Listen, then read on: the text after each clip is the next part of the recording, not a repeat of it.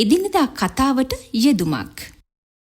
Cut කියන්නේ කපන්න කියන එකනේ. එතකොට මොකක්ද කට් අප් කියන්නේ? Motivation to English by Thushara Pandithawansha. Thushara Pandithawansha. Cut කියන්නේ කපන්න, එහෙම නැත්නම් කපනවා කියන තේරුමගෙන දෙන ක්‍රියාපදය.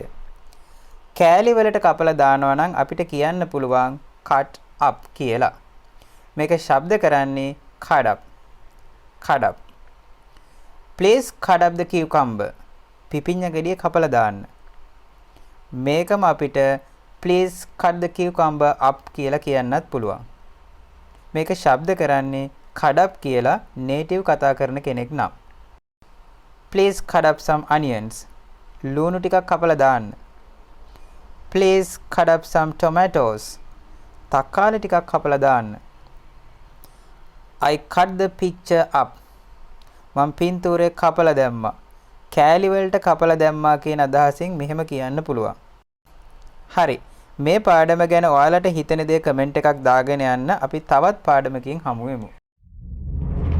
තවත් මෙවැනි පාඩම් සඳහා Motivation to English සමග එකතු වන්න.